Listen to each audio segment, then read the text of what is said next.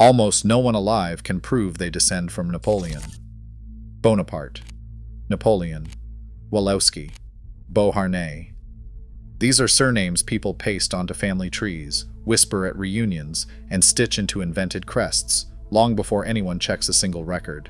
They sit on passports, mailboxes, driver's licenses, and shop signs in Baltimore, in Warsaw, in Port-au-Prince. And most people carrying them have no idea what they actually prove. We are counting down 15 surnames, from the names that died with the people who held them to the ones millions carry today, moving toward the single name that reroutes the whole story. Look for your own as we go. And save room for number 1, because it proves you descend not from Napoleon, but from the one person he threw away for failing to give him what he wanted. Number 15. The name is Reichstadt. On the 22nd of July, 1932, in a curtained room at Schönbrunn Palace outside Vienna, a young man of 21 died of tuberculosis, coughing his way out of a history that was supposed to be his. He had been born the King of Rome in 1811, the only legitimate son of the emperor, the child every crown in Europe watched.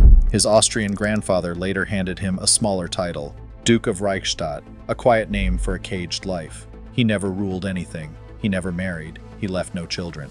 Here is the plain fact, and it matters. The one person on earth who could have carried Napoleon's own blood straight forward carried it into a sickbed and no further.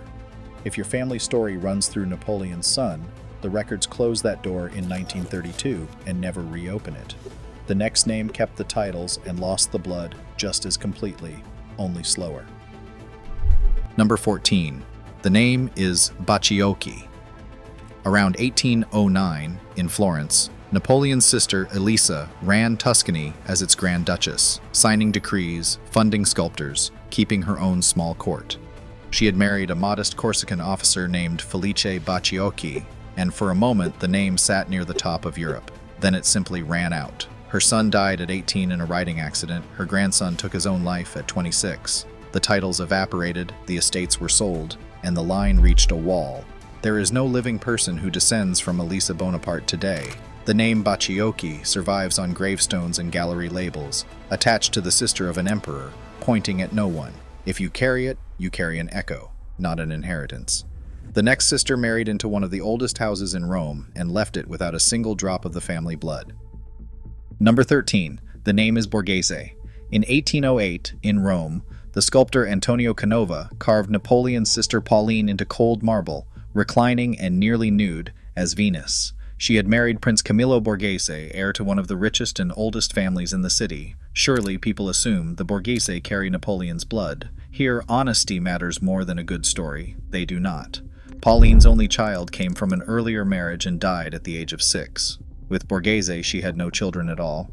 The Borghese family is real, still Roman, still tied to its palaces and its gardens, but the Bonaparte blood in it is exactly 0. The marble outlived the marriage, and the marriage produced no line. If Borghese is your name, your ancestors were magnificent, and they were not his. The next name is one Napoleon signed into his own will, and people still argue about what it proves. Number 12. The name is Leon. In Paris, on the 13th of December, 1806, a woman named Eleanore Denuel gave birth to a boy, and the timing changed history. The child proved that Napoleon, who had blamed his wife for their childlessness, could father a son after all. Within 3 years, he had divorced Josephine. The boy, Charles Leon, was acknowledged by the emperor, handed the title of count, given a pension, and written into the will. He grew into a gambler, fought duels, and died poor near Paris in 1881. So the name Leon comes with a signature from Napoleon himself. But notice what kind of proof that is. It is a legal document, a father's word on paper. The male line behind it was never tested in a laboratory. If Leon is your name, you may well be right, and the record that would settle it has never been run. From here, the names stop being obscure and start being common. Number 11. The name is Ramolino. In Ajaccio on the island of Corsica in 1764, a teenager named Letizia Ramolino married a local lawyer named Carlo Buonaparte.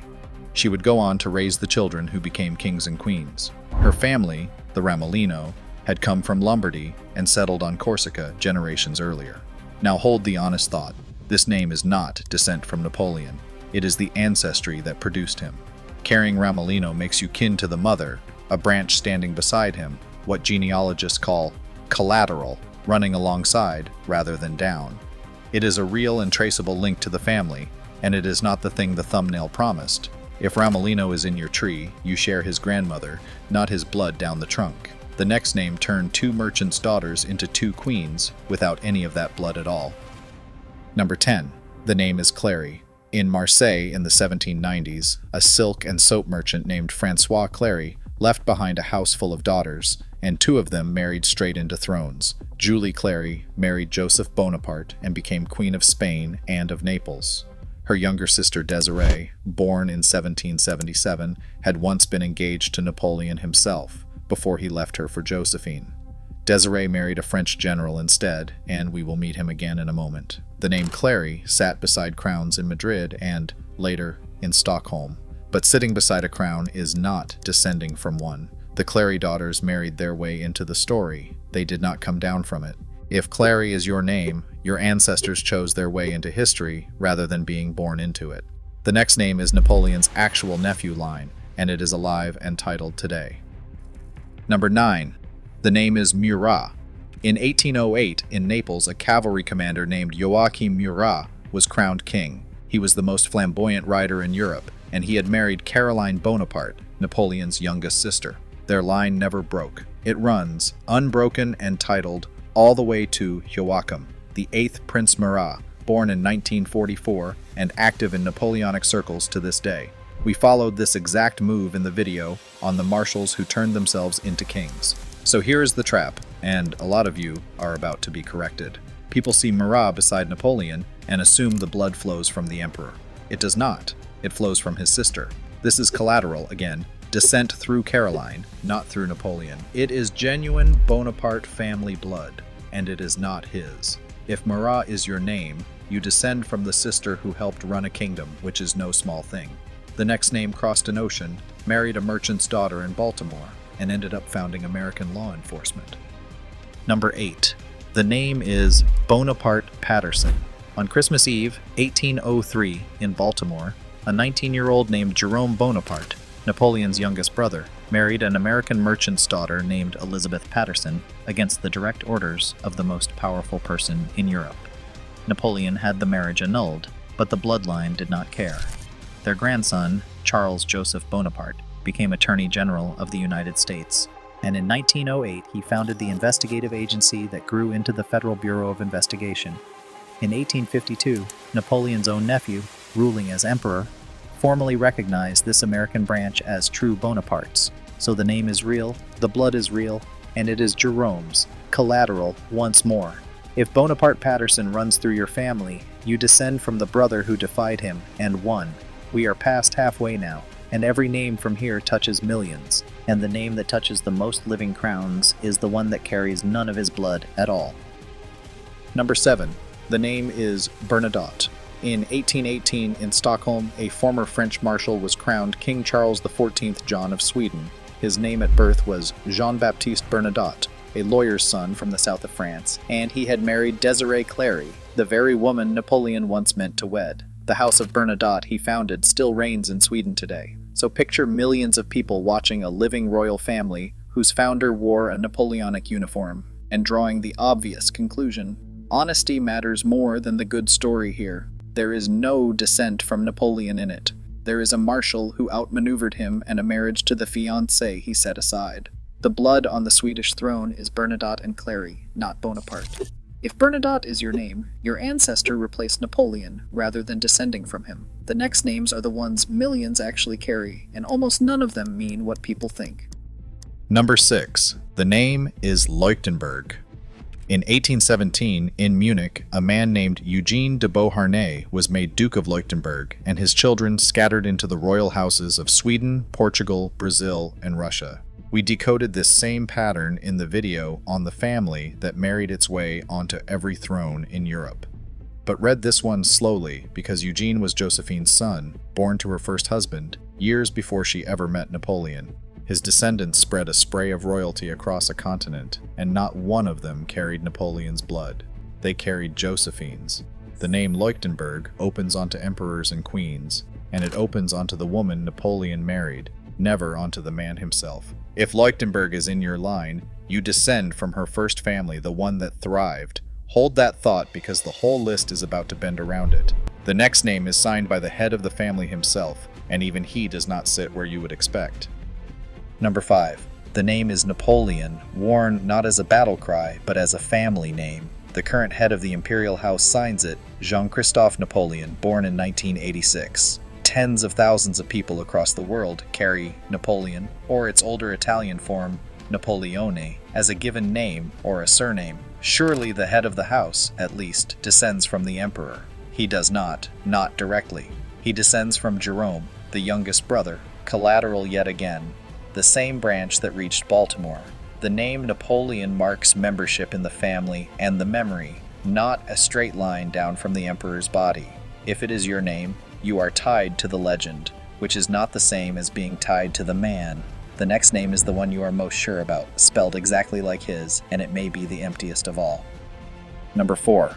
The name is Bonaparte itself. Long before the emperor, before Corsica, there was Florence. A family called Bonaparte lived in that city before the year 1100, and the name simply meant good part or good share, an ordinary Italian phrase turned into a surname.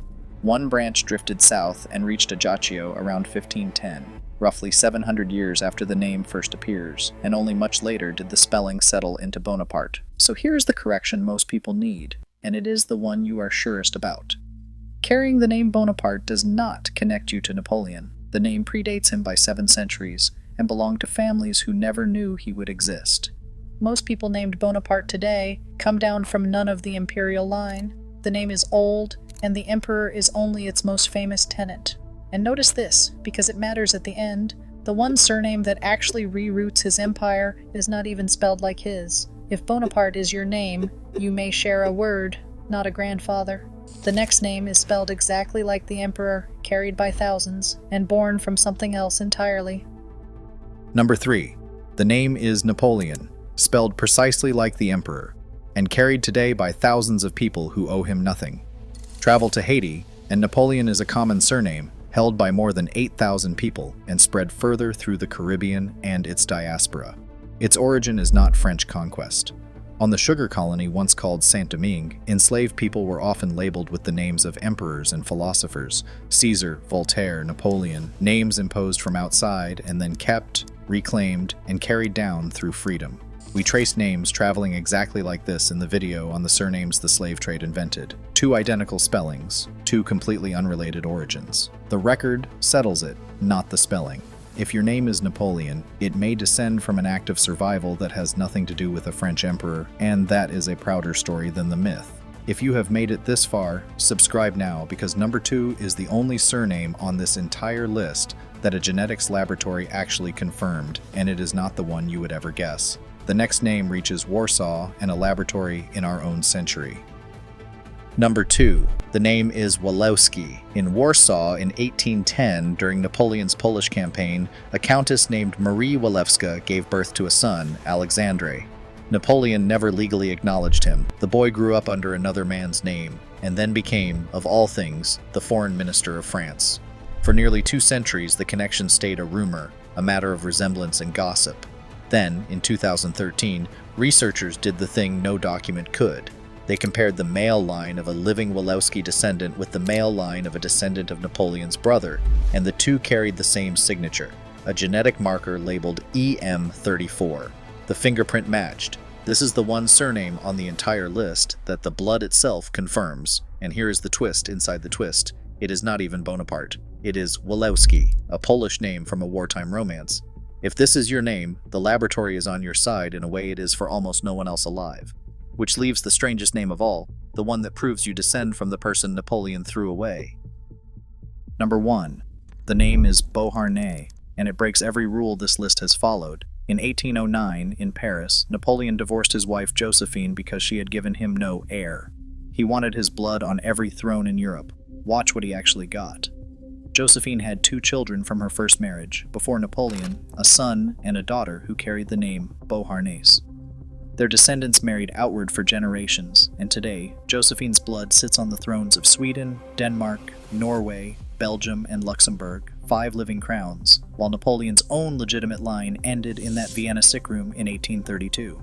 So this is the one name on the list that truly proves descent, and read what it proves. Not descent from Napoleon, descent from the woman he cast aside for failing to give him a future. The name he divorced outlived the name he built. If Beauharnais is anywhere in your family, you carry the bloodline that won the very thing the emperor wanted and never kept. Every other name on this list chased his blood. This one belongs to hers, and hers is the one that conquered Europe. So, look back at all 15 and see them for what they are.